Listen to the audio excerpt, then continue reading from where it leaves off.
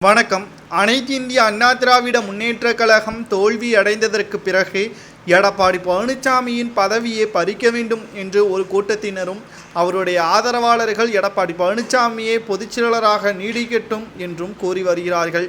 ஆனால் மக்களின் செல்வாக்கில் எடப்பாடி பழனிசாமியின் பெயர் இருக்கிறதா என்று பார்த்தால் நிச்சயமாக கிடையாது. செல்லும் இடமெல்லாம் எடப்பாடி பழனிசாமி அவர்களை விரட்டக்கூடிய நபர்களாகத்தான் இருக்கிறார்கள். 2 கோடி தொண்டர்களை கொண்ட அதிமுக நடந்து முடிந்த மக்களவைத் தேர்தலில் 88 லட்சம் வாக்குகளை மட்டும்தான் அதிமுக பெற்றிருக்கிறது. இன்னும் 1,20 லட்சம் வாக்குகள் யாருக்கு உளுந்தது? மேலும் இவர்கள் வேறு கட்சிகளில் இழந்து விட்டார்களா அல்லது எடப்பாடி பழனிசாமியை வெறுக்கிறோம் என்பதை இந்த தேர்தலில் காட்டிவிட்டார்களா என்ற பல்வேறு கேள்விகளும் எழுப்பப்படுகிறது.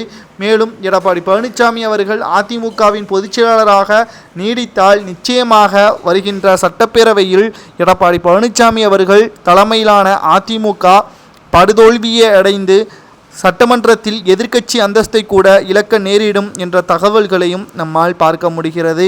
கிட்டத்தட்ட எடப்பாடி பழனிசாமி அவர்கள் பொதுச்செயலாளராக இருந்து 10 தேர்தல்களில் தோல்வியடைந்து அதிமுகவின் தொண்டர்கள் மத்தியில் மிகப்பெரிய ஒரு மோசமான பெயரை தான் பெற்றிருக்கிறார்.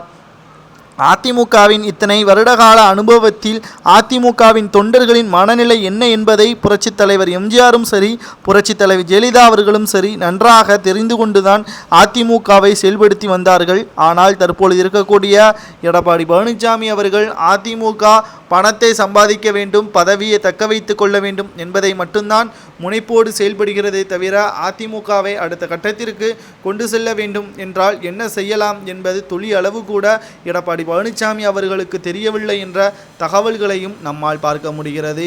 கிட்டத்தட்ட எடப்பாடி பழனிசாமி அவர்கள் அதிமுகவில் இருக்கவே கூடாது என்ற மிகப்பெரிய ஒரு எதிர்ப்புகள் தான் எம்எல்ஏக்களுக்கும் எம்பிக்களுக்கும் தற்பொழுது மாவட்ட நிர்வாகிகளுக்கும், அதாவது முன்னாள் எம்பியாக இருந்த சி.வி. சண்முகம் அவர்கள் கூட இதைத்தான் கூறியுள்ளார். பொறுத்திருந்து பார்க்கலாம். எடப்பாடி பழனிசாமி அவர்கள் மக்களவைத் தேர்தல் முடிந்த பிறகு பாஜகவுடன் கூட்டணி கிடையாது என்று கூறியுள்ளார்.